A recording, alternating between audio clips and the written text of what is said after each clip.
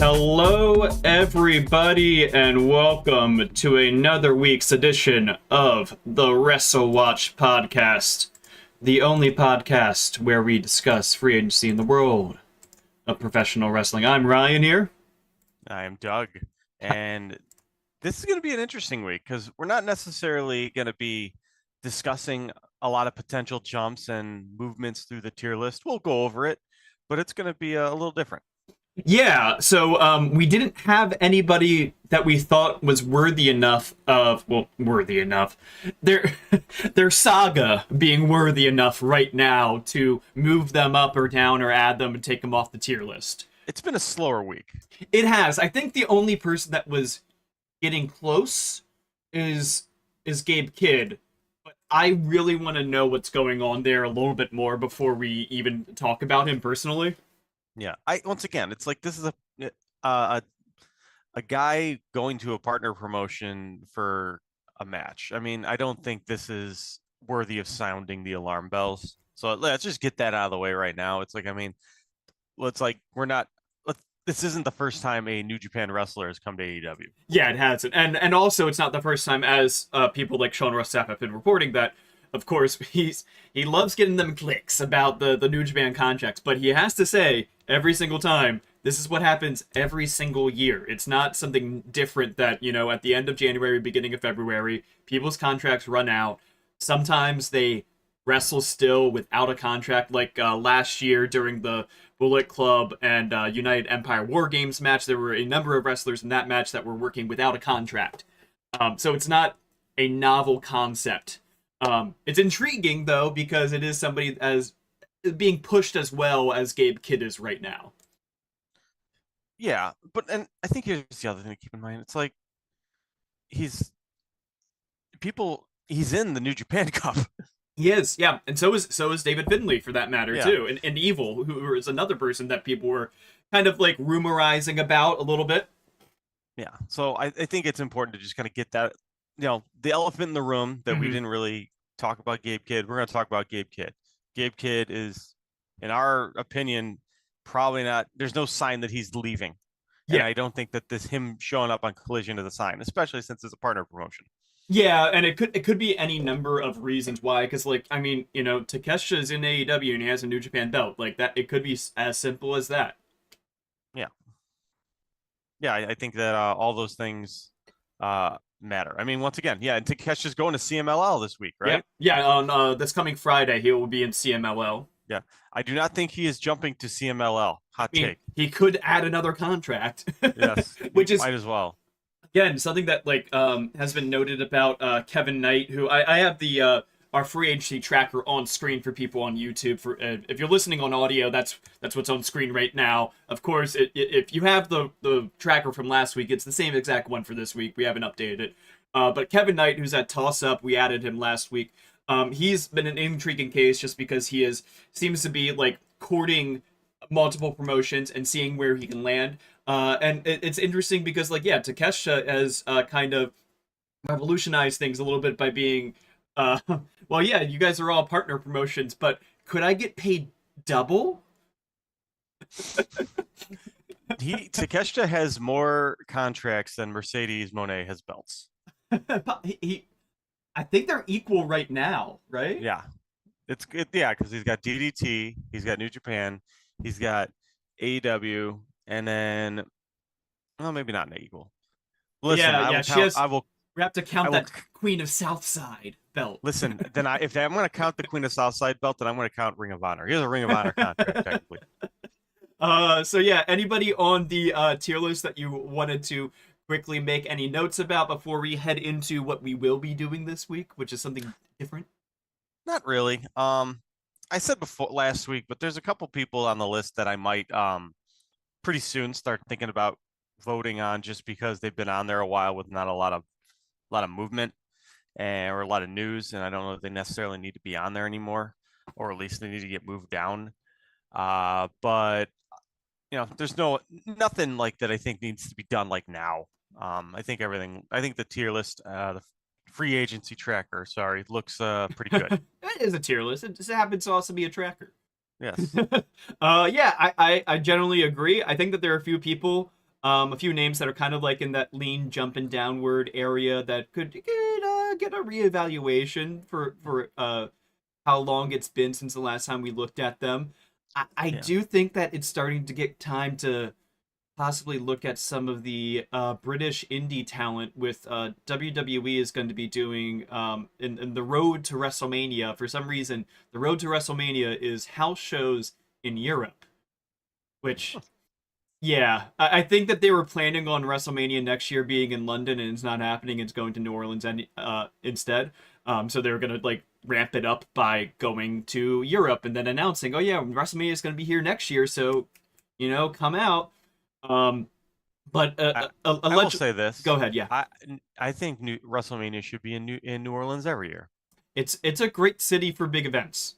Yeah, I think that's the when I went because I've been to a couple WrestleMania weekends. I've never been to WrestleMania, but I've been to WrestleMania weekend where I go for like 5 days and do all the stuff around WrestleMania. Yeah, And I can genuinely say that I enjoyed New Orleans the best. I think it was the most fun. The only downside was that you really needed to rely on Ubers to get yeah, to the different venues, which wasn't great. But if you're with a big group, you can kind of split it, and it's not too bad. Um, but I, but New York, obviously was the most transit friendly. yeah. Yeah. The problem is it was New York and everyone got sick Well, yeah. because that's what happens when you go to New York. You just catch some bug. The good thing also with that is if you were not planning to go to WrestleMania proper, you never had to figure out how to get to New Jersey. So, Nope. Well, I unfortunately I still did because I needed to go to that's where the GCW collective was. It was in New Jersey. really? It was. It was at in Jersey City. Oh yeah, because GCW and the New York State Commission for Sports don't sometimes see eye to eye. Yeah. Um, It was fun. Anyway, but we're yeah, getting off topic here yeah, on this. I yeah. think we got the main point though. Yeah, the point is that the WWE is going to be doing some tryouts during their tour, so I think it's time to start looking at a few of the names that are on the British Indies and consider, hey, maybe who's the top of the crop that are most likely to be wanting to get into a North American promotion? We see names like Man like Darius, Riho being put out there. Ricky Knight Jr., somebody that I've always been pounding the drum on. So Zaya's been coming up in circles. Luke Jacobs. I think that it's time soon enough to be, looking at those names and seeing who might be making them. We already have a few names on the tier list, but yeah, that was my point there. Yeah, Luke Jacobs is a big one that I would really put a lot of stock in. I think he's, nothing but upside with him.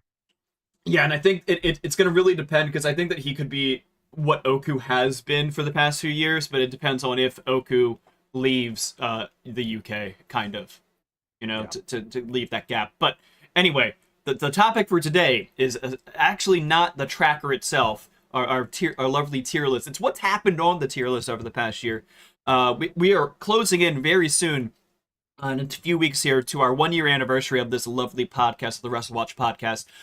So we wanted to look back on the past year and say who have been the best and worst jumps for this past year. And when we're talking about that, we're saying who is better or worse off than they were before jumping to their new promotion. So I have an image here of Kazuchika Okada with the lovely butterfly belt, the IWGP World Heavyweight Championship.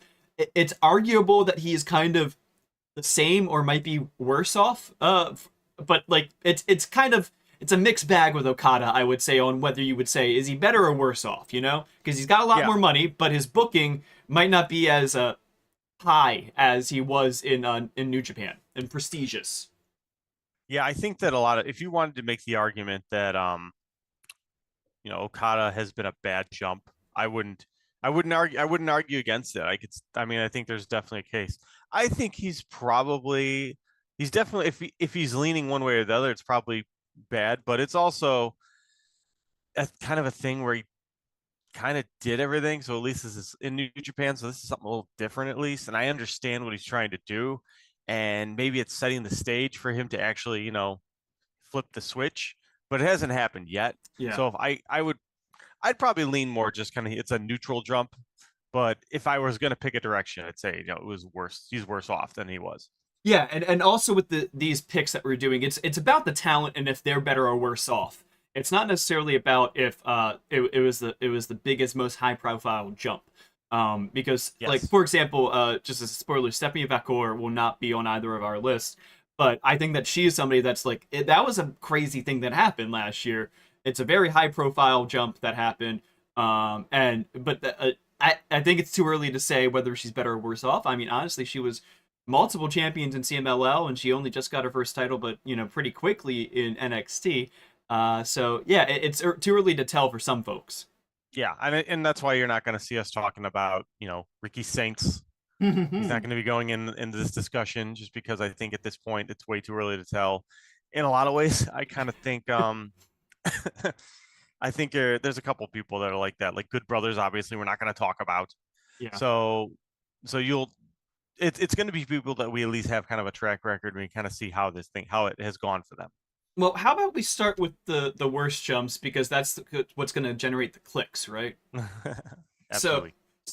my first choice on worst jumps is Andrade. Okay. Hmm. Uh, I would say this because and this is something that kind of was referenced by Dave Meltzer in Wrestling Observer newsletter yesterday.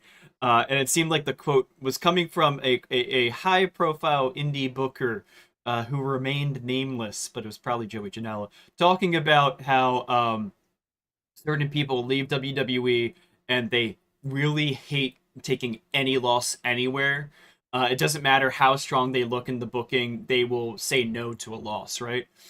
And Andrade was kind of one of those guys. He never really wanted to lose when he was outside WWE. Then when he goes back to WWE, there's a little bit of fanfare for the first month or so of him coming back. He's in the Royal Rumble. It's a big cool thing. Yay, ha ha, everybody's happy. And then he just falls off a cliff. Like it was so strange to see how quickly he accepted like just being on speed and being in like the lucha vortex, the US title vortex kind of stuff. So I think that he is, especially when you consider the last few months of him in AEW saw him beat Bryan Danielson. I think that he is worse off. Not only that, you have the situation where, you look at what you kind of touched on a little bit of what he's been doing in WWE now, but he's in that 50-50 blob Mm-hmm. where he's just trading wins with Carmelo Hayes, and Carmelo Hayes is another one who's like completely, He's been lost since on he the main moved, roster. yeah, he's been lost. So he's just with people who have been lost, and it's funny because Dave, it's not the first time Dave kind of took something that was kind of a swipe at Andrade. I don't know what's going on, but there was a couple of weeks ago where he was talking about Penta's big debut and how much of an impact he had, and then he ended it with he's doing all these things. Andrade never did this, and it's like, why'd you even bring up Andrade? It's like, what was the point of that? Just to insult Andrade. So, but yeah, I think Andrade, you could definitely make an argument is worse off. Yeah. Um, Having said that, it's not like he was, super high in AEW either. I mean, he had a lot of issues, obviously, very well known. He never really got a major push in AEW, Mm-hmm. which is, I think, a lot of what led to him being kind of frustrated in the first place. And so I I think that would be my one reservation is that, I don't know that he's that much worse off in WWE because I don't think he really got that much of a push in AEW. But as you said, he did get a win over Bryan Danielson. I mean, he got something. So that's something. Yeah, and as we're looking at the chat here, thank you to everybody that is watching the show right now. TC said Excalibur talked about this in maybe 2020 on a panel. There are two kinds of people in AEW: from the indies and people with PTSD. Yeah. And yeah, the context cruise is, as our lovely, sometimes occasional guest host Luke says, is that story being about Andrade not taking losses very well. Mm-hmm. And I agree. I'm sure it's probably several people. Probably a couple people on my list are probably going to be in the Yeah, same boat. So when we go through those, yeah. So next up for my list is Camille. I didn't have I forgot to make more transitions, so you're gonna look at Andrade's face still. So Camille, the reason why I'm going with her is, I mean, obviously her AEW booking has been now non-existent. She's just disappeared. She was put as a heavy for Mercedes Monet and then just kind of disappeared. It seems like that they thought about keeping the story going and then nobody knows what happened, why she's no longer doing a story with Mercedes or with anybody. And beforehand, she was the NWA Women's World Champion. She was the world champion. So even if NWA might be seen as a lesser promotion, it still was one of the, Observer or PWI recognized world titles, So going from a recognized world title to being lackey that then just doesn't appear on screen anymore is, I think, a downgrade. Yeah. I think that I would have said it's still an upgrade from NWA because I'm not putting NWA, especially current NWA, necessarily as high as you. I'm not But really. I'm saying like yeah, the title itself has a prestige to it on its right. No, own.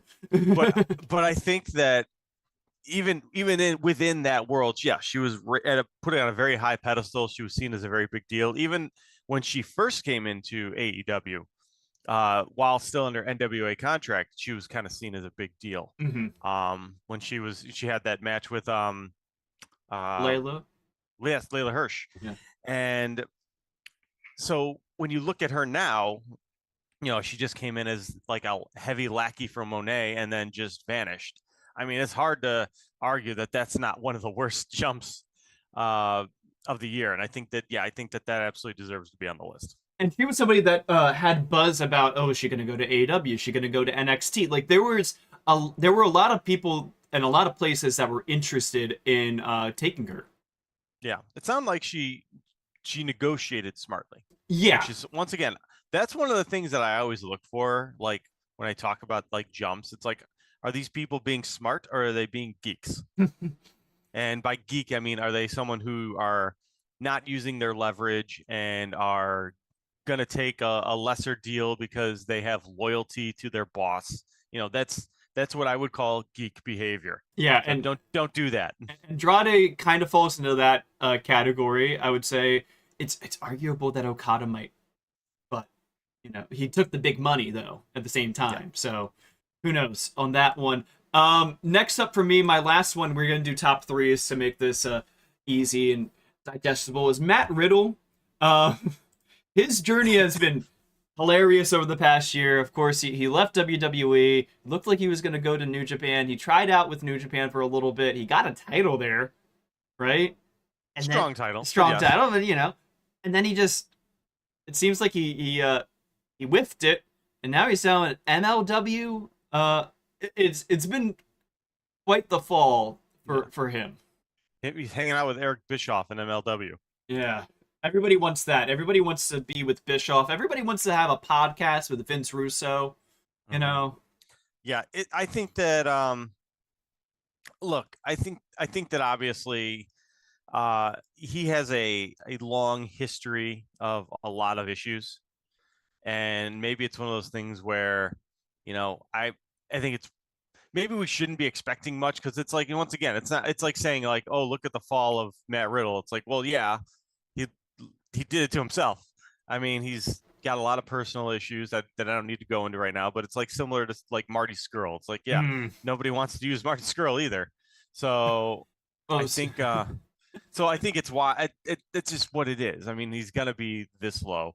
I do think that he has, considering all that, it's remarkable that he stayed as relevant as he has. Like people still know about him, still see what he's doing. He's still presumably, from what I understand, he's doing well in MLW. He's like, yeah, and it's just, but I think it's just interesting that but he definitely is lower than he was, like by a yeah, lot. yeah. Like I mean, like this time, what 2 years ago, he was doing like the RK Bro stuff still.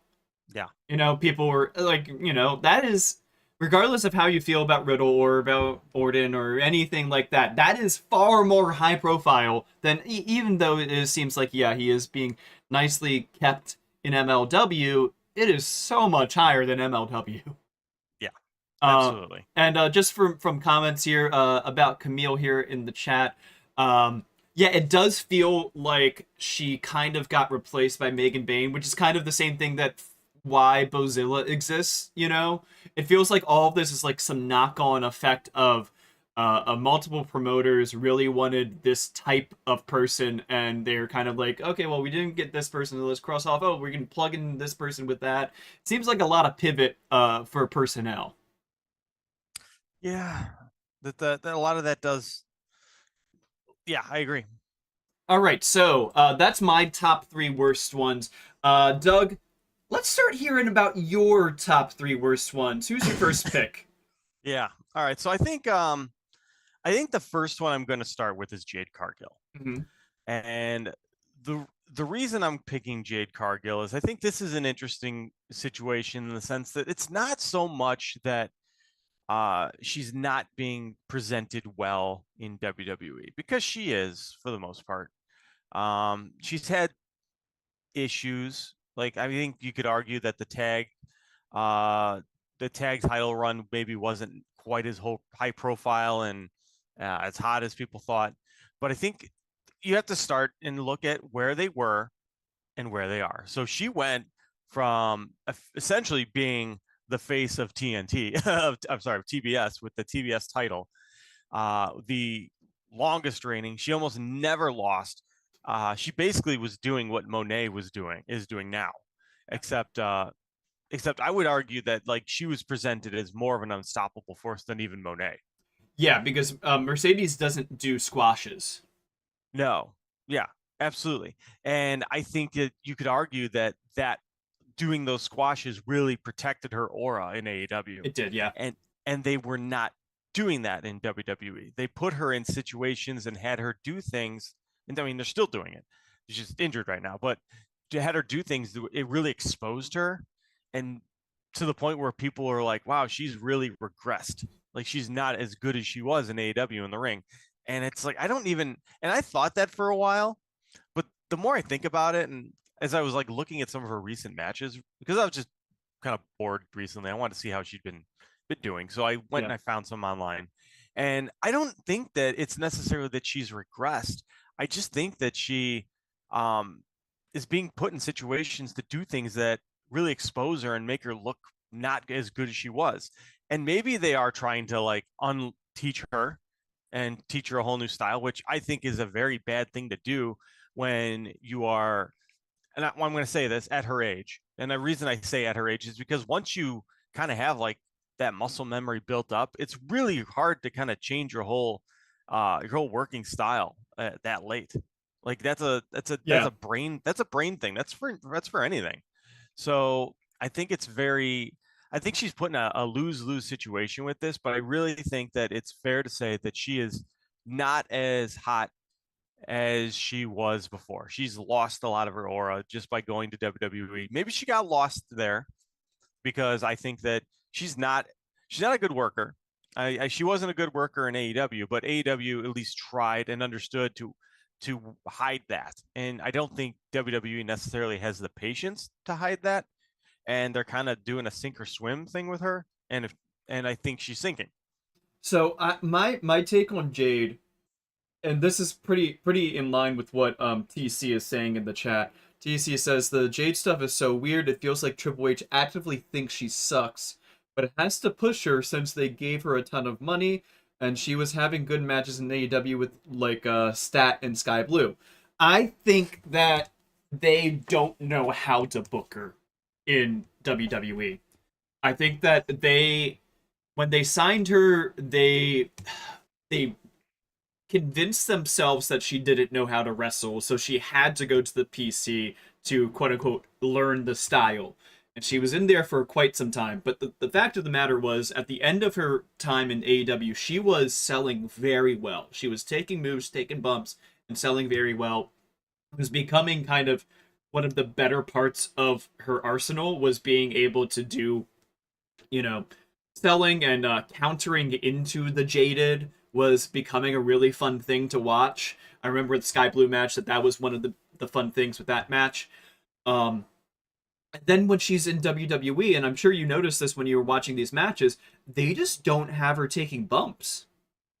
She's not having to sell. And it was so all she's doing is coming in for a hot tag, hulking up essentially, and like running roughshod through the other people, and then like she just like can't take any bumps then because they don't want her to. I don't understand the way in which they construct the matches with her in WWE. It's not helping her at all. And also, so Fields is saying he sees it as a lateral move because it was mid card singles and mid card tag. But the thing is that the mid card singles belt, the TBS belt at that time, with the streak and everything, was presented kind of at the level of the world title. Um, and also the tag belts are considered like props in I WWE. understand, and I understand what he's saying, but I would still argue that like her aura is gone. Yeah, I think Aurora's gone. that's the biggest thing to me. It's like, you know, when I look at what Jade was before she left and what Jade is now and how she is seen, you know, she's not like this, you know, unstoppable force. Yeah, I mean, and they tried. I just don't think they've presented her that way. And I think maybe putting her with Belair was a bad idea. yeah, TC says that it feels like a waste of Bianca too, for that matter. Yeah, I think putting her with Belair like really took away and made it hard to kind of highlight everything that makes Jade look so cool is because they're both like these like larger than life athletes that just look like impressive just statuesque figures. And when you put them together, it's like almost like they cancel each other out, if that makes sense. It's like too much of a good thing. Yeah. So I think that that was part of it too. I think putting them together was a bad idea. Yeah, I'll say that. I Maybe think they should have maybe they should have done something where they are both with smaller uh wrestlers and they have their own separate tag teams where they eventually come to a head. That would have been maybe a way to kind of protect their aura, maybe enhance it. yeah, And then they come to a head eventually. That would have maybe been a better way to do it. But I think putting them together, that was probably not the right move. yeah, I agree with that, and like it's something that we've kind of seen retrospectively when we look at people um I don't think Julia has any of those problems. I'm gonna say that No. up front. However, they've decided that they were not going to put her straight to the main roster, even though she has the talent far above many of the people on the main roster. They were like, let's put her in NXT and have her like get used to the U.S., build up her presence in the U.S., build up her prestige in the U.S., all those kinds of things. Get her some a nice little reign, get her some defenses, build up some rivalries for her. And it's really worked for Julia in NXT. It's really worked for Stephanie McCourt so far. We'll see how it works for Jordan Grace. I think that they should have done that with Jade Cargo. Yeah. Like build her up on NXT, give her the undefeated streak on NXT. She's a world breaker. Okay, she's coming up to the main roster. She has the NXT belt. She's gonna, showboat it around. And then maybe that's where you bring in Bianca and you have them butt heads, and you could have that as a Mania match even for the NXT title. Like, Bianca was a great NXT champion. They're butting heads. She wants the belt back. You make something there, and then later on in the cycle, you make it like rivalries to friends. There are so many other ways to have told this story and to pair them together.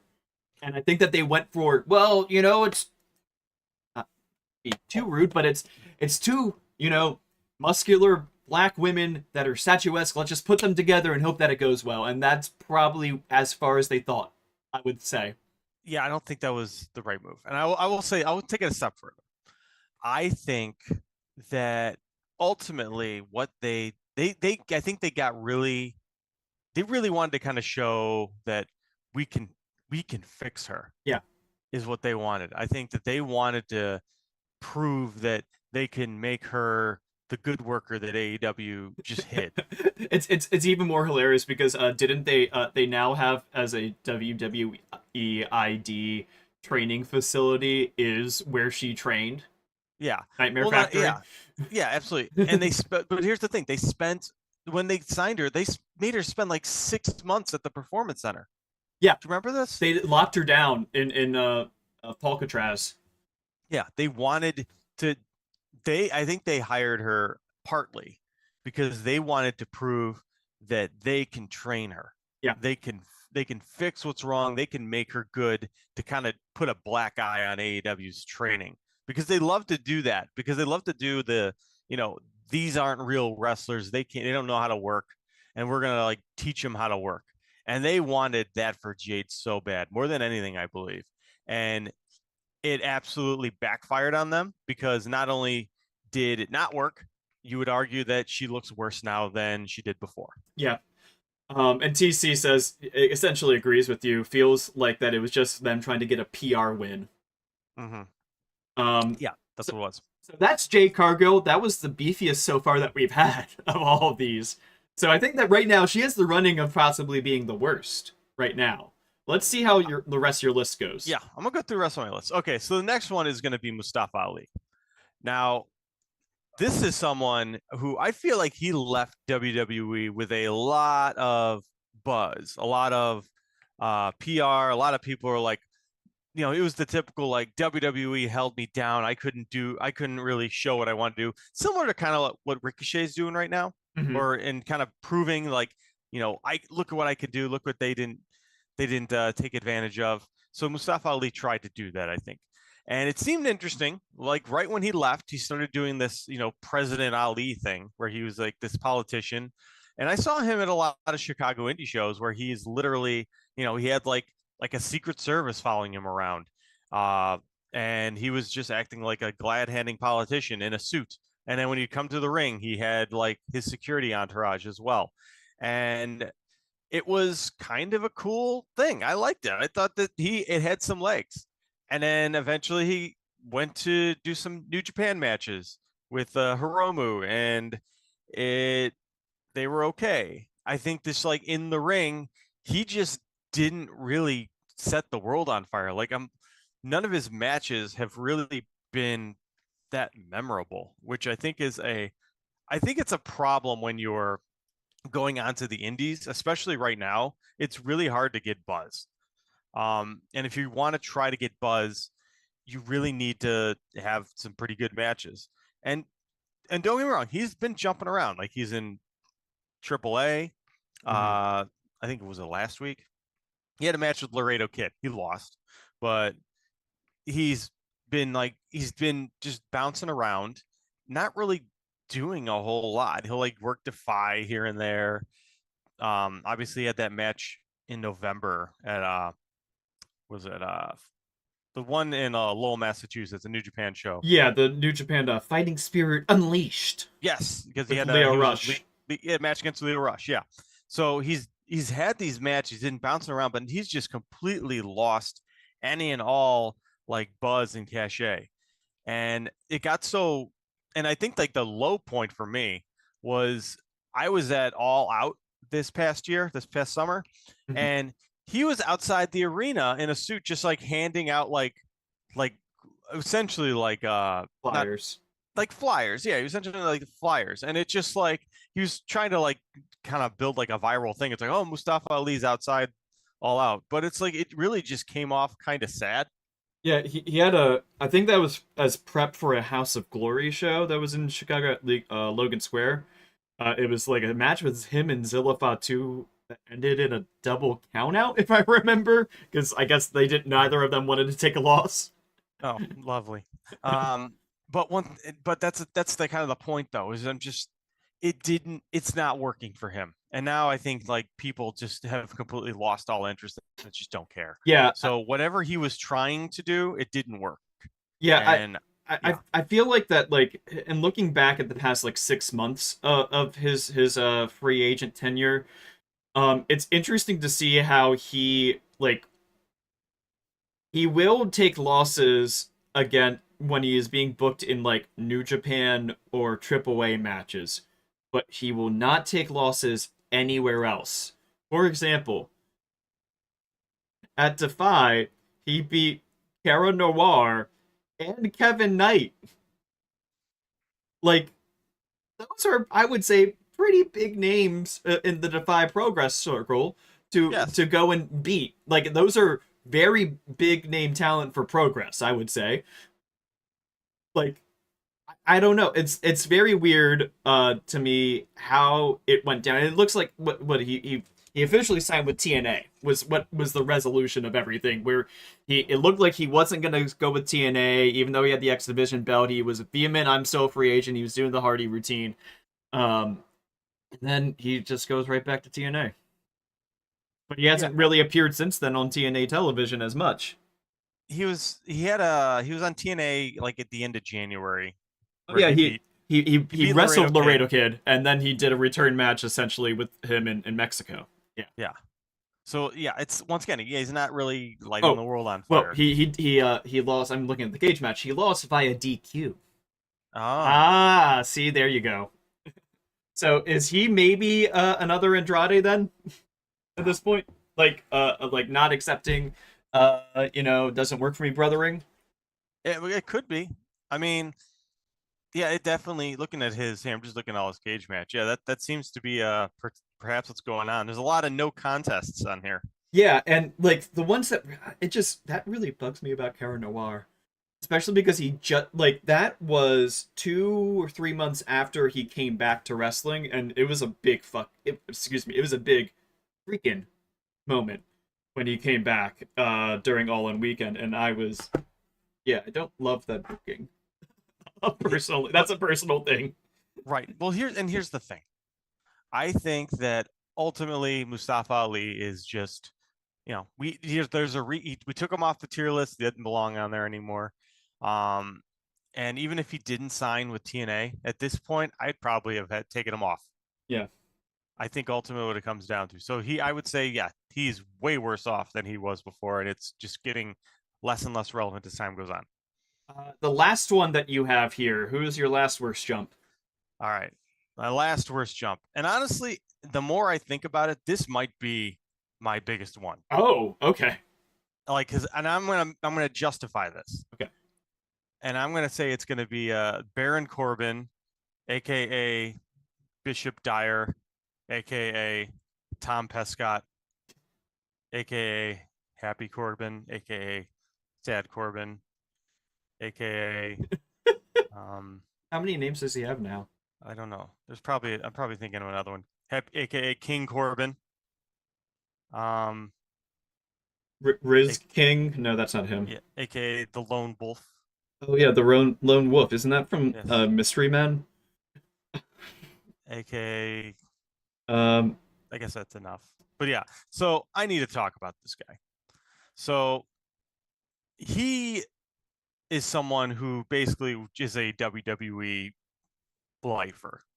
He came into the company after failing out of football, as so many in that performance center do. And he ended up going on a surprisingly, I think you could say, successful run in WWE. mhm. He was always kind of in the mid card to upper mid card in the main roster.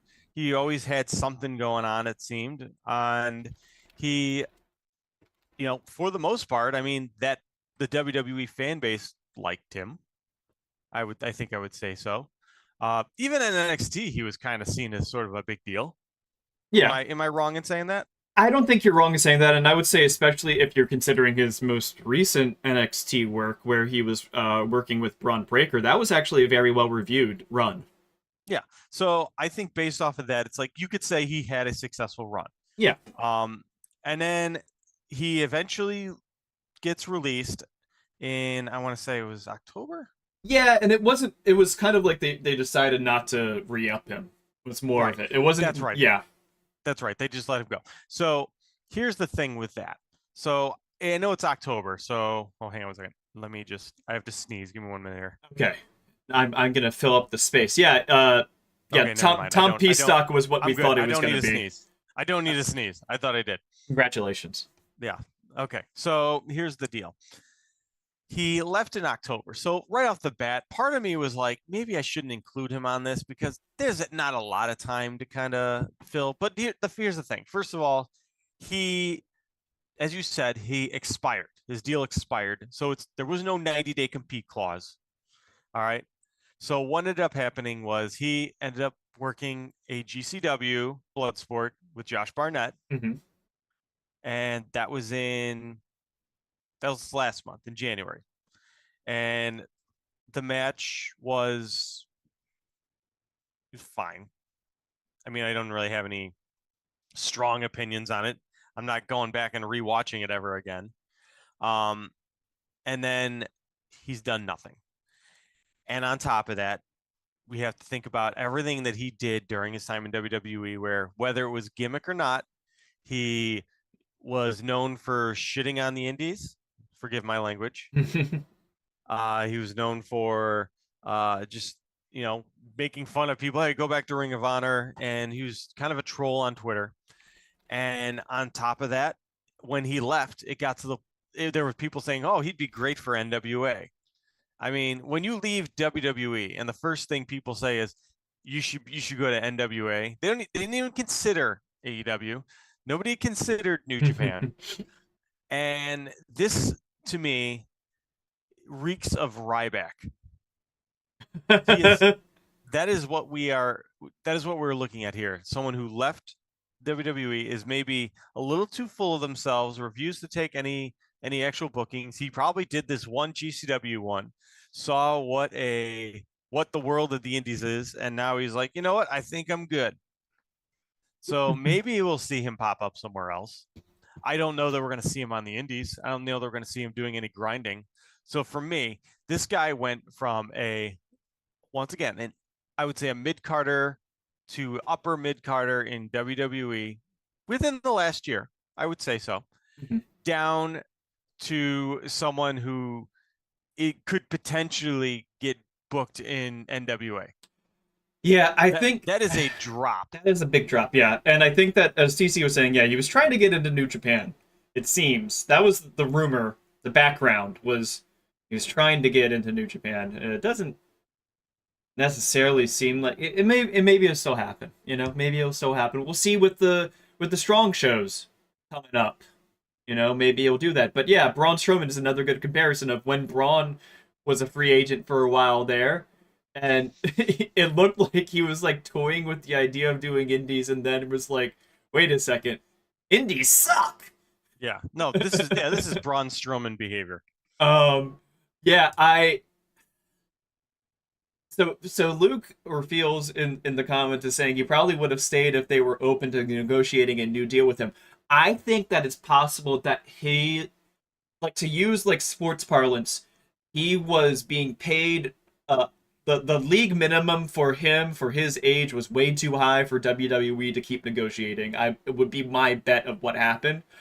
Um so I could see him going back to WWE once this, like, you know, this Rumspringa is over, and Mm-hmm. but I think that he's gonna, like, I think that that's the best word for it, honestly, is Rumspringa, because he's gonna go back to the community, and he might like take a little bit of a pay cut, possibly even to go back to WWE, and he would like, as we said, his last run in NXT was very well received. His work with Braun Breaker was very well received. I think that that, like, go to TNA or go to NXT and just be the good-handed vet is the best spot for him right now. If he doesn't like the indies, that is where he should go. That's probably what's going to happen. Yeah, All league right. So minimum vet, maybe vet money. so I think that's those are my three. Yeah, I think that of all of our six so far, I think that Jade Cargo is the hottest one of the worst jumps. I think that is like the one that I feel like I most agree with. But I think that Baron Corbin is the fun one of all of Yes. them. Andrade is an interesting one also. Andrade also, I think I want to see. I want to see what happens to him now that Penta's there. Yeah, yeah. Like, it's interesting to see that, like, Andrade got his lucha tag match last year at Mania, and it looks like Penta is gonna have the same thing happen. Well, it's gonna be it looks like it might be like them versus New Day and Cat Gable or something like that. But yeah, it's like, wait, I've seen this story before. But it feels like they're pushing Penta a lot better than they ever pushed Andrade. He's on main event though. Oh no. Penta's already on main event. Uh, 0 viewers. Yeah. So how about Doug? You follow up with your best. Let's snake draft this. Yeah, that sounds like a good idea. All right. So for the best, I think that this is going to be a little bit more straightforward, a little more positive. Yeah. So the first one I want to talk about, and I'm going to, you actually know what? I'm going to start with the best one. I'll just, the one that I think has been the best jump of the last year, starting from where they were to where they are. And for me, that answer is very, very clearly Shelton Benjamin. I think that he is someone who went from someone who we weren't even necessarily sure he could get a job in AEW. Yeah. Like there, we knew there were people pushing for him. We knew like John Moxley really wanted Shelton Benjamin in AEW. But he wasn't someone who necessarily shined, and a lot of people just saw him as the pin eater of the Hurt Business in a lot of ways. Mm-hmm. And ultimately, when he came to AEW, he overperformed to such a shocking degree. It was incredible how great he was, so much so that it felt like they had to push him. Like he was almost he I think in a lot of ways you could say he was one of the highlights of 2024 in AEW. Now, Yes. Yes. yeah. So what happened now is they're now obviously he comes in. They're now the tag champs with Bobby Lashley, and they're incredibly over. Like they're a super overact. And it's so much so that I think that them being over is probably going to help Cedric Alexander, because I think bringing Cedric in now makes sense because they kind of need a pin eater, and I think Cedric would work in that role very well because they kind of need to protect these guys. So I think I don't really have much more to say. That it's just that obviously Shelton went from potentially not working in a major company ever again to being one of the highlights of the second largest company in the world. That's a huge jump. Yeah, it is. So I am one of the doubters, and to quote a very lovely Jedi, I was wrong. Mm-hmm. It just he really elevated himself, and I think that you can credit partially, AW took a chance on it, but like it is the three of those guys came in with the proposal, from day one. They plotted this out exactly how they wanted to plot it out with the introduction of each member of this group, and it really, like, the person that it most helped was Shelton Benjamin. Yes. And it's like now it's gone from him being, as you said, the pin eater, but another way of looking at it was like in WWE the group was set up as like Bobby Lashley is the ace, then you have a tag team, and then you have a manager, occasional trios helper, MVP, right? Now in AEW it feels like, and this is regardless of them not having a fourth member right now, it feels like it is Bobby is, yeah, he's the world champion kind of guy, but Shelton Benjamin isn't just like the tag team guy. He is a potential mid-card title holder in his own right. Like he is somebody that you could see holding the international title. um like that is an upgrade for where he was in WWE at this point in his career. Like you probably wouldn't like expect to see him like challenging for the Intercontinental title, like realistically. You would say like, Right. maybe you could get a challenge in, just for the TV, a little 8-minute match and that's it. But you wouldn't expect him to like have like a nice like pay-per-view spot maybe for the IC. In AEW, I could see him getting a pay-per-view IC challenge. That is an upgrade, definitely. I think so too. Now, my next one, Mhm. I think you can make a similar argument, and that's going to be Jacob Fatu. Ooh, this He, is this is the one that I was so upset that you picked, because this probably would have been my first pick. yeah, because once again, it's a similar situation where you're looking at where they were to where they went. And I think that you could argue both have kind of started a little bit lower. Like Shelton Benjamin obviously was not like signed anywhere. He would just seem like he was, kind of in and out of places. He wasn't doing anything for a long time. And but Jacob Fatu was always presented extremely strongly wherever he was. If he was in MLW, he was, presented as this world killer.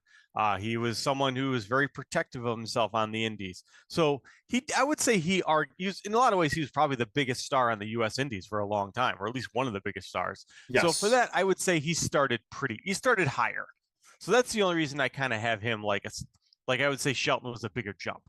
Having said that, Jacob Fatu like leapfrogged a whole bunch of stuff when he went to WWE. He didn't have to go hang out in NXT. Yep. He went straight to the main roster and straight into the Bloodline storyline. Straight into the main event storyline.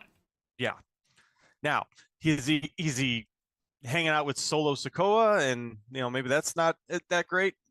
Yeah, but that's not necessarily indicative of whether or not that's like the big jump or not. It's still like a main event storyline, and I think with that, it's hard, like, regardless of if you enjoy what he's doing, and he's from what I've seen, everything he's doing, he's great. I mean, he's still great. Jacob Fatu's always been great, and he's probably one of the highlights of the company right now.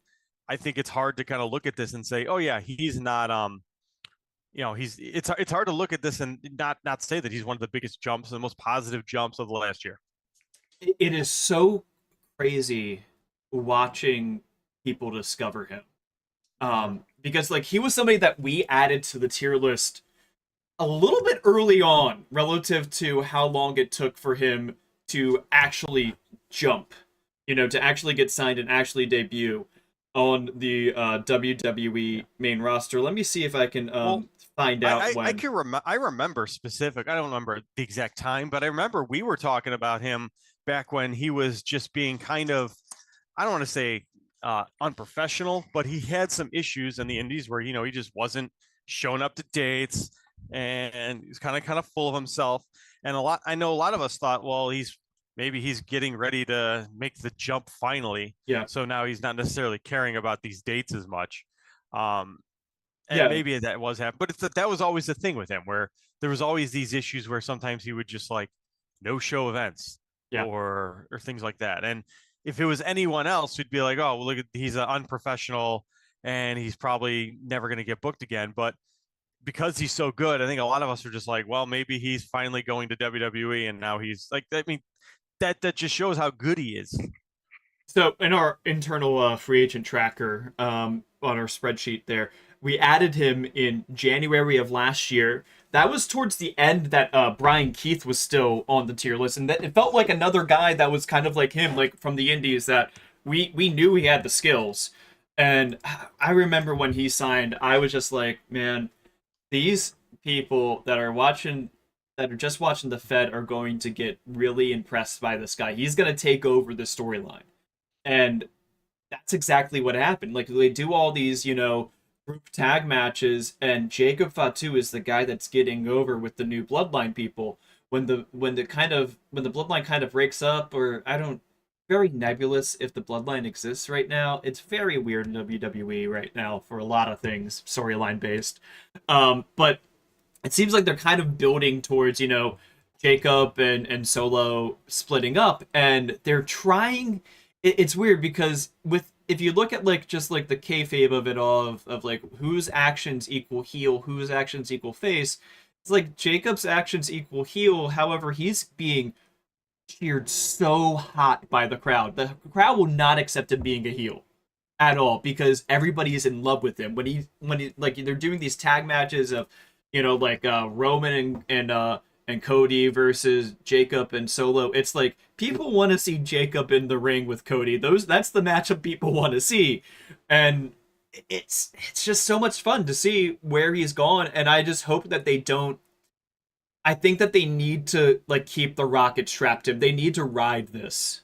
Like he is the rocket is the best way of putting it. They didn't strap a rocket to him. He is the rocket, and they need to let it run. That's my take. I think that he is easily should be like they should be looking at him versus Braun Breaker as a match, because that is a hot meaty match with guys that can do some flips and fun stuff.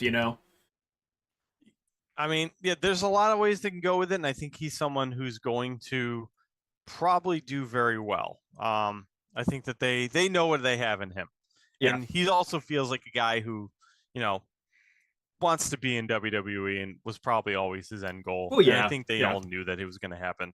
But for the fact of that matter, of the fact that it doesn't feel like he geekified it. He didn't geekify it. He didn't say, "Oh yeah, I'll go to NXT." They had a plan of him going to main roster. He got there quickly. And then he showed up. You know. So yeah, I can't say good enough good things about how it's gone for him.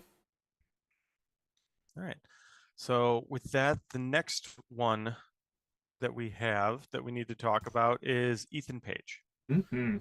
So I don't think this one is a little different because he's someone who was not necessarily used very well in, well, I don't know if that, well, he was used well enough in AEW, but I think that there was not a lot of this idea that he was going to get a major push.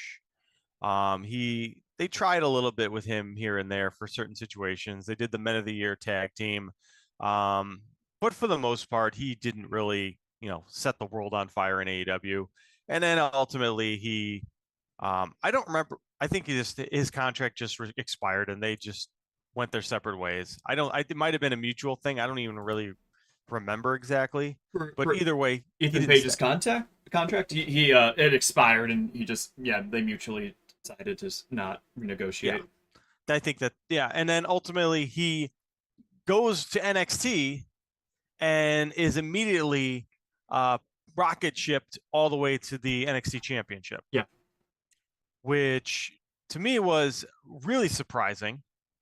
But I think that it made sense because he's a veteran guy. He's been around for, back when PWG was really hot, he was still around and doing PWG shows. So for that reason, he's probably a good guy to have like as your champ in NXT. I don't think he's necessarily going to go much higher than that. Mm-hmm. In fact, I'll go out on a limb and say that this is probably the peak of his career at this point. I think this is it. Like, I'm not expecting him to have a big main roster run.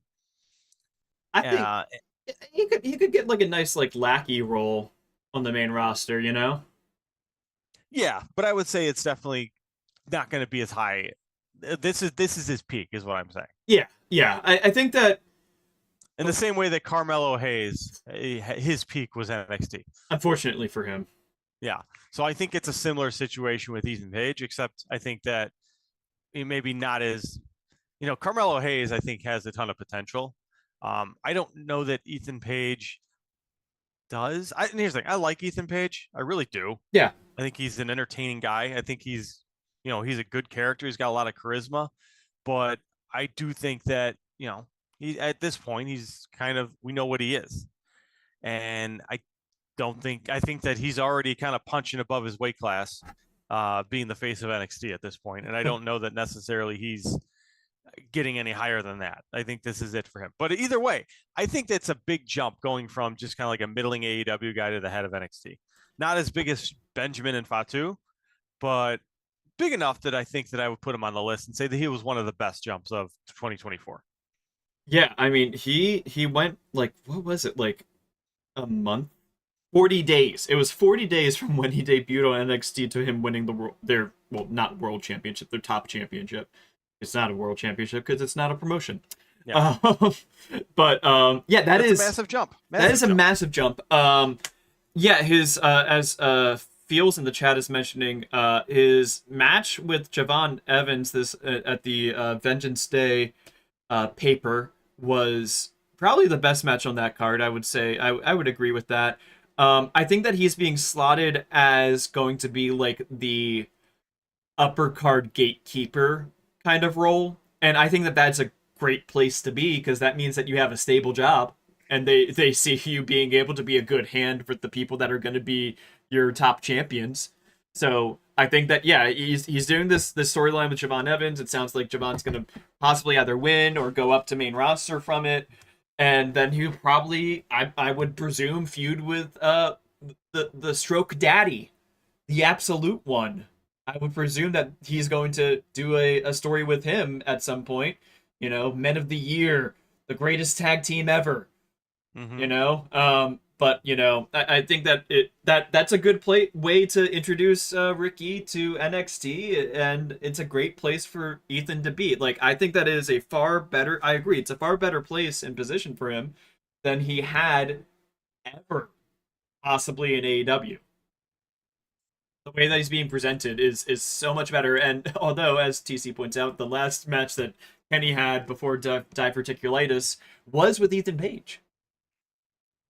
Yeah, Yeah. yeah.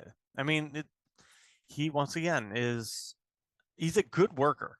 Yeah. He really is. I think that he gets a lot of flack just because he's obviously had a long history of just like, burning the bridge on the way out of every single promotion he's ever been a part of.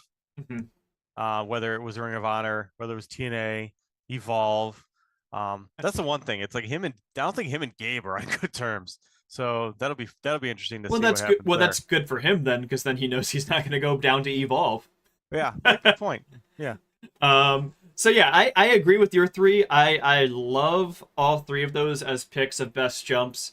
Jacob Fatu just like he's almost special little guy territory for me so far in this run, honestly. Although I don't have special little guys, my ratings are unbiased. Well, let's hear about your best jumps then. Okay, I'm gonna start with my special little guy, Mercedes Monet. Okay. So this is an interesting pick. I'm going to guess that some people might be like, wait, her best jump better off than where she was before? And I think the answer is undoubtedly yes. She is better off than she was at the end of her time in WWE. Um, when we look at the progression of how the women have been presented on the main roster at the latter end of the Vince tenure and into the Triple H era, um, she wouldn't like if you look at what's happening right now, leading into WrestleMania this year. Where would she be if she was on main roster? You know, Bailey's Yeah. Bailey's being thrown down to NXT to do a little showcase thing, and I guess they're gonna have Roxanne and her continue a feud on the main roster, but that's not gonna be on Mania's card. You know, that might be a tag on Mania card, but that's not gonna be Mania card.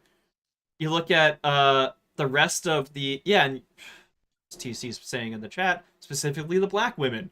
We were talking about Jade Cargo earlier, how it felt like they just didn't know what to do with her, and so they were like, let's just pair her up with Bianca because that will look good on TV. And you have both of them next to each other, and you think for a second, yeah, that looks really awesome. That's great. Oh my god, I want to see them fight. Oh, I want to see them fight. I don't want to see them together. They're kind of canceling each other out because of that. Naomi's been kind of like wish-washy since she jumped, and that's another pick for possibly that's a kind of a lateral jump maybe. But she was TNA World Champion. She was the Knockouts Champion. She goes and does the Rumble and goes back to WWE, and then they kind of don't push her very high. She went. It was also just it was a big missed opportunity, I feel like, for her, because I remember when Naomi came back and then they had that standoff in the Royal Rumble with Jordan and Naomi. Yes. And how that crowd just lost their minds. Yes. And they just ignored that. The crowd knew. The crowd knew the backstory, which is great. That's what you want to see. And so people knew Naomi has been doing a really good thing in TNA. Oh my god, let's see how she does in WWE again. And they dropped the ball on her. And so when you remember that the person that Mercedes was tag champ with at the time that they both walked out was Naomi. So sure, Naomi was never as high on the card in WWE as Mercedes was, as Sasha Banks, but that's how they treated her. They threw her back as like she's the backup Jade. Right? Yeah. Like it is very apparent that they're just this has been something that's been, in the discourse lately.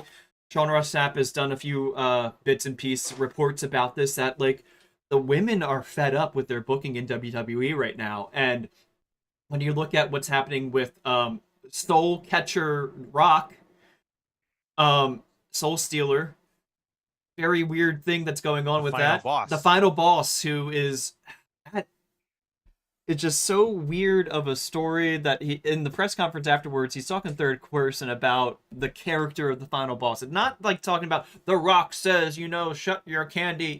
It's not him talking in third person. He's like, the final boss, he's this guy. He's like just being very plain spoken, talking in third person about a character as if it's a movie.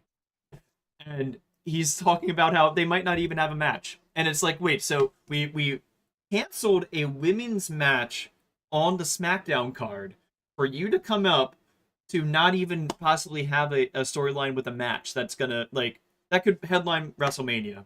He might not even do that. It's just like that is the care that they've put into the women's booking right now. Now let's compare it to AEW, how Mercedes has been, and everything what Mercedes has done. The image that's on your screen right now is her with 4 belts, 3 of which are probably real, and 1 of which we don't know if it's real or not. Yeah. She is the essentially been elevated to a level essentially like the world champion in AEW. I think that they have 2 really hot storylines for both their championships finally now. A lovely face that everybody's behind, and a heel run that people are really about, which is a great place to be. New Japan seems to love working with her, and Stardom seems to love working with her. And she loves going to Japan. I don't know if you saw the meal in the match, but the match that she picked was the trios tag match. The 6-man tag match from Double or Nothing 2019 of all the Joshis. That was the match she picked to watch. So she's loving what she's doing. Which is a great, honestly, that was probably one of the best women's matches the company has ever had. Yeah, it is. And yeah, it's just something about that. They need to bring that back. That was just, and I made this point about that recent Stardom match, that's trios match from Cork and Hall. Yeah. Like for some reason, Stardom specifically, but I think it's just in Joshi in general, the trios matches and the way they set them up, no one does it better. Smart. It's so no smart. one does it better. The way that, and I've seen this sometimes with New Japan, what'll happen, but like it feels very House of Torture the way that they set them up, where like, oh yeah, they're gonna run around to the side and try to hold on to the other people. And it's like when they do it in Stardom, it feels smart. It feels like everybody knows their place. It is extremely cool, and as TC says, it's a 5-star match on the TC scale, with us doing match notes on the side here at WrestleWatch. Yeah, it's a lot of fun. It's a lot of fun watching those matches, and yeah, she is gushing over watching Joshi, and now she gets to go to Japan whenever she wants. She's being billed for a 2-show card or something. No, it's not a 2-show card, but it's a rather large venue that Rev Pro has booked for her next defense of the Rev Pro belt. And Doncaster Dome. And then she's also got Momo on the 9th. Yeah, so she already had a great match with her. I was there in person for that match. I think that the way that we'll see how it works, but it seems like they understand that they need to establish Momo on TV before this match. Yeah, and I assume she's wrestling in Chicago at Windy City Riot. I would bet she would be, yeah. I mean, I don't know that for a fact, but why wouldn't she be, especially on a card that's going to be, Tanahashi-san's last show in America, allegedly. Yeah. So maybe we'll finally get the Okada Monet tag match that's been teased. God, that would be so good. Yeah. Okada One versus like Shota and Marina Shafir. Honestly, I would be down if we got Okada if Tanahashi's last match in the US is a tag match, a mixed tag against Okada and Monet. That would be fun. That would be very fun. Him and Mayu Iwatani. Yes. Ace versus Ace versus Ace versus Ace. Yeah, whoever they're gonna build to Monet's next defense. Yeah, and maybe eventual loss. I don't know. I think that, and that's the other thing, is that it's starting to become time where people are like, and it's not because the reign is bad. It's like the reign has been so good for Mercedes, and the way that she's been presented, people are like, well, when's she going to go for the world title? It's probably, what's Tony going to do with the world title? Well, Mercedes is probably going to take it, right? So but it also, I think there's also the factor that, she signed for what, 3 years probably? We believe so, yeah. So, she's approaching the end of year one, Yeah. and I think that we are starting to have to, you know, ask ourselves: is she staying longer than that, or is this it? She's referenced that she might be a few Yeah, times now because every time that she gets interactions online with I wouldn't even say that they're stand accounts. Some of them are cheesemonger accounts that are like hitting her up on online. She is like, what, maybe 10 years from now I'll go back, or like, like she gets very snippy sometimes with people. And like, sometimes it feels like it's like slightly in character when it's in text, but when it's audio and you see her reaction to it, it is like, she is having a lot of fun what she's doing right now and the way that she's being presented. And I'm sure that when she's looking across to see if the water is warm, the other side, she's looking at what's happening with the WrestleMania build and happening to her friends over there, and she's probably like, damn, like I probably will at some point headline a pay-per-view over here. When was the last time that women headlined a pay-per-view in WWE? When was the last time that women were a main event slot at WrestleMania? Like you could arguably see, you know, the the card for Revolution looks like it's solidifying. You could definitely see Tony Storm versus Mariah May headlining that show. You know, yeah. and that is something that right now in WWE it doesn't feel like is the case.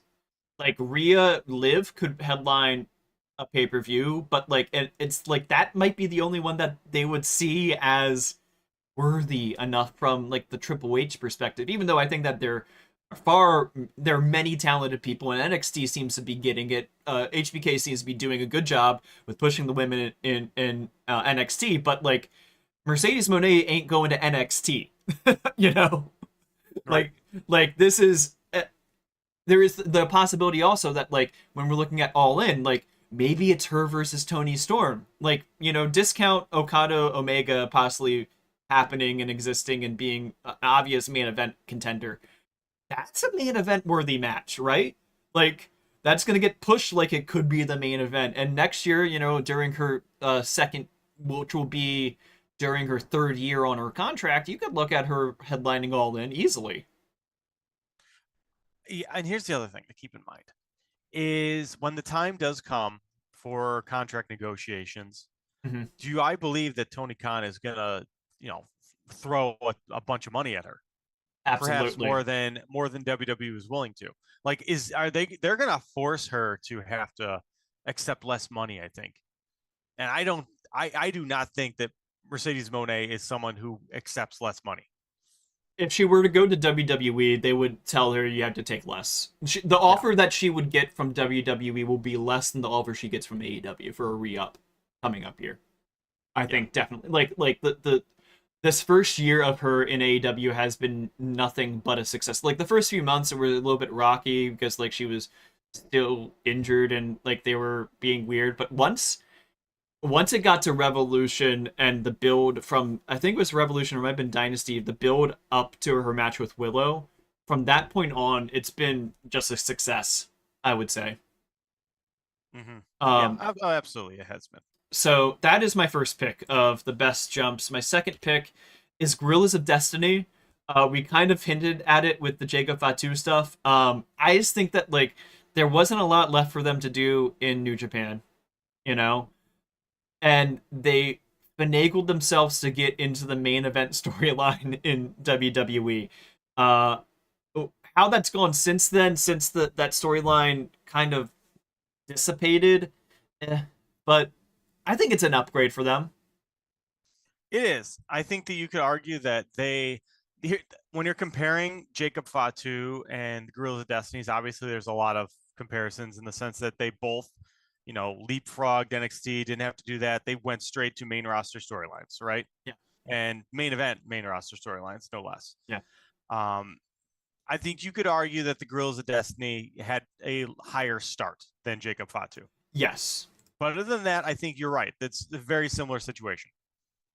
And there's not a lot more to say about it just in that, honestly. It's just that, like, I feel like, especially, like, look at Tangaloa, like, I don't know what he would be doing in New Japan without his brother. You know, like he's got a Yeah. cushy job now. So, Yep. and then the last one. So because I really wanted to, I didn't want to repeat your picks. So I went with a fun one a little bit as MXM. They got released from WWE, so it's not as much of like a, it's not the same as much as all the other ones that we've been talking about of like the free agency choice structure of things. But I didn't know where they were gonna end up. I thought that they were just gonna like hit it on the indies for a while and like push themselves on the indies, have a fun little thing, maybe get out of wrestling too. I don't know, but now AEW seems to really enjoy booking them. They gave them a pretty high profile slot in that ROH pre-show in Australia. To be on the card in Australia is a big deal. I would say anybody that was on the card, it's like AEW sees something in them and they're gonna fly them down to Australia for a match.